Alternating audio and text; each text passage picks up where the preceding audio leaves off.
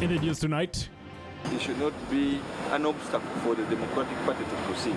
You never weaken the opposition. Opposition politicians rebuke NRM, luring their senior leaders.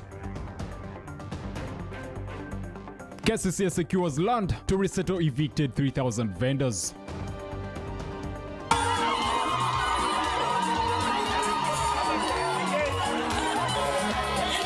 Party flag bearer ahead of the July 28th Soroti City East by-election. And in sports, Uganda set to host the All-Africa Para Badminton Championships in September.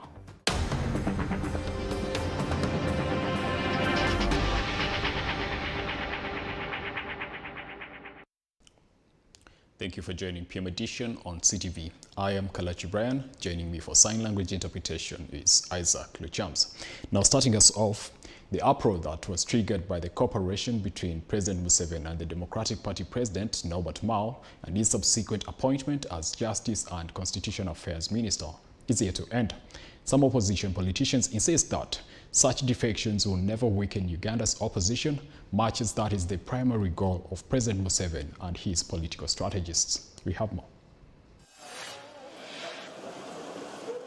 President Museveni on Thursday appointed the leader of the opposition Democratic Party, Norbert Mao, as Minister of Justice and Constitutional Affairs, in a reshuffle that saw many ministers being appointed in a mini reshuffle.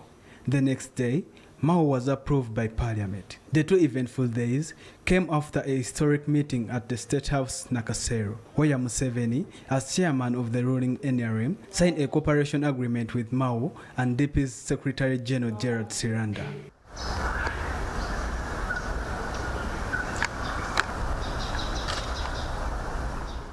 Most political commentators said the opposition is likely to weaken, while others, mainly opposition-leaning, said Mao had for a long time been a suspicious opposition politician. Mukono North Member of Parliament, Abdallah Chiwanuka, a member of the Opposition National Unity Platform, says Museveni and NRM are wasting time to believe that buying support from the opposition will weaken them. He says Ugandans do not oppose Museveni as a hobby, but because his government has for more than 30 years failed to deliver on his promises. He says defections cannot make Ugandans happy because they will always get leaders who are ready to demand and end corruption, social, political, and economic justice, human rights abuses, among other vices. The big question which I can ask Mr. Mao, we have always been advocating for these reasons. Is there still corruption or it is no more? Is there still thuggery in elections or it is no more? Is there still insecurity in the country or no more? The operations of institutions in this country have always been frustrated by Mr. Museveni himself. He has frustrated the operations of courts, judiciary. He's always influencing judges to fail to work, honestly. Mao yesterday insisted that he will continue serving as DP president as well as the cabinet minister. Voices calling for me to step aside. I think the reason is not the cooperation agreement. The reason would have been, for instance, if members said you will be too busy. I think that one I would listen to it because it would be reasonable. But the venomous outbursts that I had definitely shows that many of our members have not yet internalized the implications of this cooperation agreement. But Wuyukwe South Member of Parliament, a DP supporter, says by accepting to serve Museveni, Mao has disqualified himself as a DP leader. President, by the mere fact that he has crossed the line, it leaves a vacancy and it is us to fill it. And there is no problem about that. We don't have friction over that. You cross the line, you have gone, we have got a vacancy, we fill it. Vaiga says he's only worried that some Ugandans have started believing that most political party leaders in Uganda are only after government jobs, which perception is not true. That people may think that party leaders are there just to manufacture jobs for themselves, and that it spells doom. But in our situation, it has been such that we have been making observation that the person who has crossed to NRM has been putting his knee on our neck. Therefore, his going is good riddance. Okay, so we wish him well while he's transacting his business in NRM, but at the same time, it should not be an obstacle for the Democratic Party to proceed. Tony Patira Humza, reporting for CTV PM edition.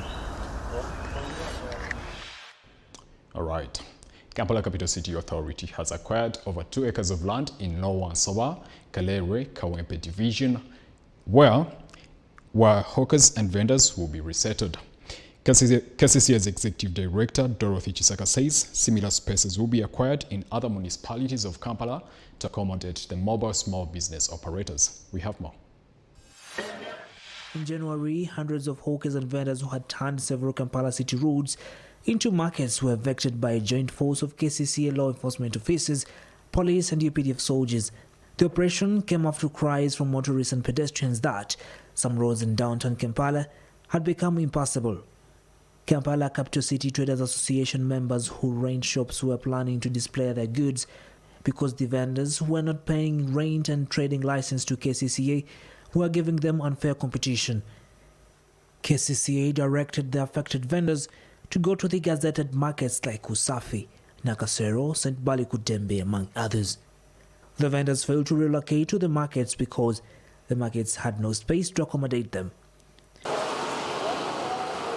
KCCA's Executive Director, Dorothy Chisaka, says the land in Lower Nsoba will cater for hundreds of vendors. Every type, the vendors, the borders, this is a dream coming true. We have now this portion, this space, where they are going to work comfortably, where we are not going to chase them away. Our role is to make sure that it is smart. The floor is well done, they have stores, they have places, or a place where they know that is my address. Chisaka says the land can accommodate more than 3,000 hawkers and vendors. She says land will be acquired in other Kampala municipalities to cater for vendors and hawkers. And we are going to ensure that they are regulated, we are going to ensure that they are registered, and they are working according to the law. There is a law, there are regulations that govern hawking. So we are going to work together with our partners, microfinance and other partners, but especially with government, to ensure that this is well done. However, Kawempe Municipality Mayor Emmanuel Serunjoji says such space would have been acquired before the eviction of vendors from the streets. This should have been the first. Before they use the cruel way of handling people, the way they arrested the people, the way they took people in prison. I was in Kasanga the other day. There are so many hawkers there, and I've reported to the ED. So they would have done this before. And that's what we are talking about. So here what we are going to do, and as Microfinance Support Center, first of all, we secured this place such that we can get working. 2, we are also going to pay for the grading, the construction. The land has been secured by KCCA in conjunction with the Microfinance Support Center to ensure that the vendors earn a living. Safi, Mokile Baliogu and Chris Semalemu Semakula for CTV PM edition. Let's take a short break. When we return, we go to Soroti.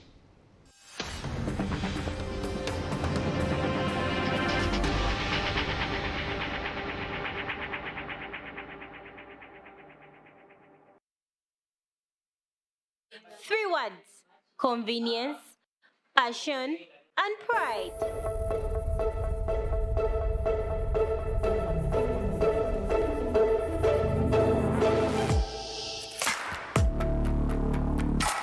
Introducing the KCCA FC app, made for you to interact with the best football club in Uganda, giving you the latest news, transfers, membership options, merchandise online shop, match ticket booking, and fan zone instant messenger. To download the beta app, go to Google Play Store on your Android and search for KCFC. Download the app, sign up, and voila, you're in. Yes, the app is only available for Android users. iOS users, we are coming soon. The KCCFC app, inspired by you, made for you.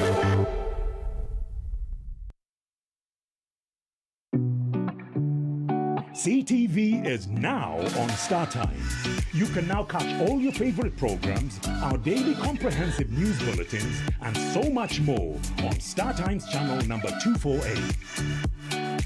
Stay tuned for a world of endless possibilities. CTV. Don't blink.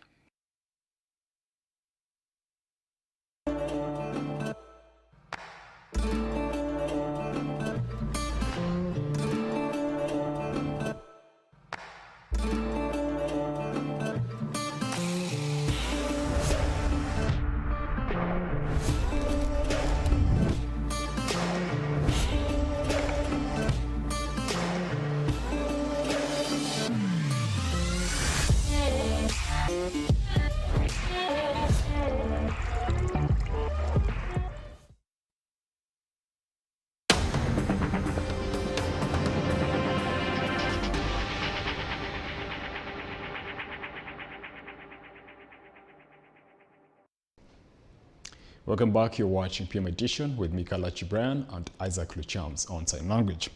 Now, moving on, candidates who are vying for Soroti City East Parliament seat continue to come for votes in the city.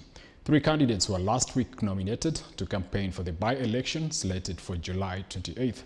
These include FDC's Moses Okia Atan, whose victory was cancelled by court following a petition by NRM's Herbert Ariko on ground that some voters irregularly participated in the January 2021 elections. Ariko is also in the race, as well as UPC's Pasco Amoriat. Vice President Jessica Alupo has spent days in the area campaigning for Ariko. She asked Soroti residents to vote Ariko. Alupo stated that the campaign started the campaigns at Akisim Church of Uganda in Otatai. She was in the company of Foreign Affairs Minister General Jeje Odong, Rose Lily Akero, the State Minister for Ethics, and Helen Odoa, the State Minister for Fisheries. Alupo asked Soroti voters to vote Ariko to improve service delivery in the area. She urged residents to embrace education to develop the region. The State Minister for Works, Musa Echeru, says since NRM has developed the region, Teso region, voters are expected to vote its candidate. President Museveni is expected to campaign for Ariko on Monday. FDC supporters also expect Dr. Kizza Besigye, their former leader, to campaign for Atan on the same day.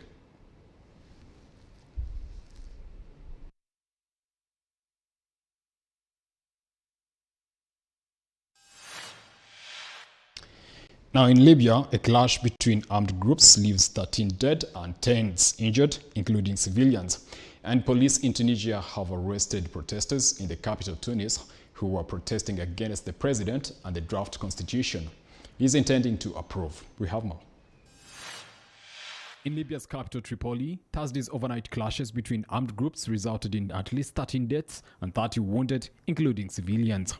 The fighting erupted in the Ain Zawra neighborhood amid rising political tensions.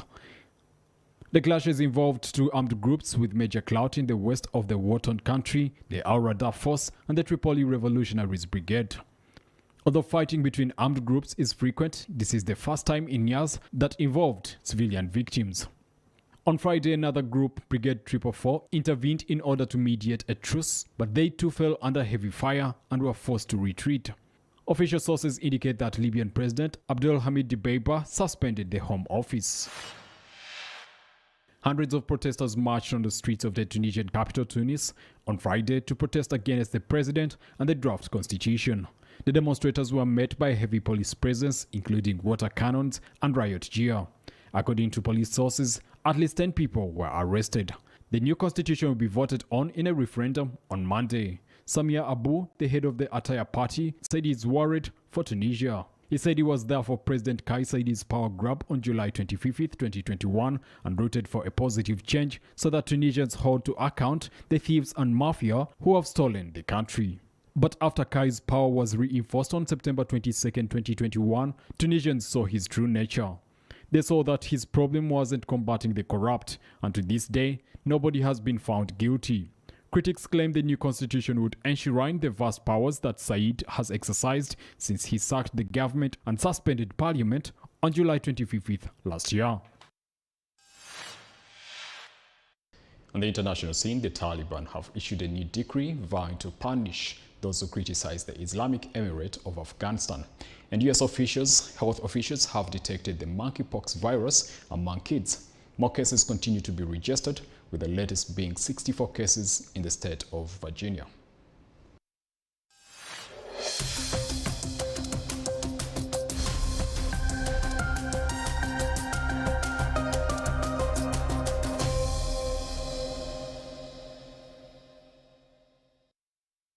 In a new diktat that seeks to stifle criticism of its regime, the Taliban have sworn to punish those who criticize the Islamic Emirate of Afghanistan scholars and public servants with a gesture, word, or anything else. The spokesperson of the Taliban, Zabiullah Mujahid, issued the new instructions citing their leader, Mullah Habibullah Akhundzada.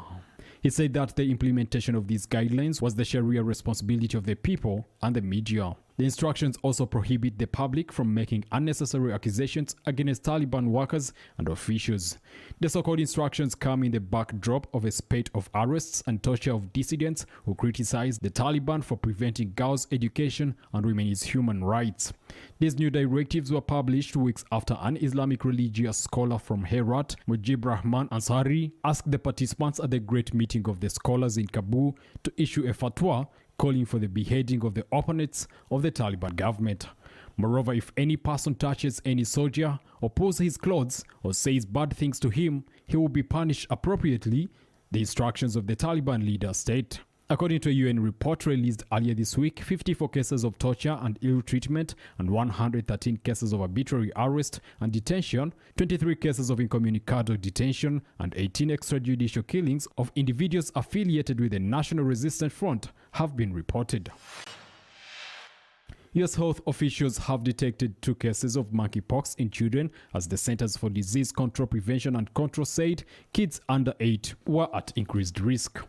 The CDC declared that the virus was spreading from game in its community. However, both children are doing well. The U.S. health agents said men who have sex with other men remain the most vulnerable to monkeypox. Research earlier had indicated that in 95% of cases, the monkeypox virus had spread through sexual activity among gay and bisexual men. CDC said the monkeypox virus is not limited to any one community, while asserting that there were 2,593 confirmed monkeypox cases in the US. The World Health Organization had said earlier that the virus poses a real risk to public health. Reports claim Virginia health officials detected 64 monkeypox cases even as they ramped up testing and vaccine drive. Monkeypox causes rashes and it belongs to the same family that causes smallpox and spreads from person to person. The symptoms of the virus include fever, headache, muscle ache, tiredness, and swollen lymph nodes. The virus has spread rapidly in Europe and United States after it was first detected in May. Although there is no specific treatment for the monkeypox virus, the CDC has recommended antivirus tecovirimat. The US has approved 2 vaccines, Jynneos and SEAM 2000, to combat the virus. The European Medicines Agency had earlier approved the use of the smallpox vaccine, Imvanex, to fight the monkeypox virus.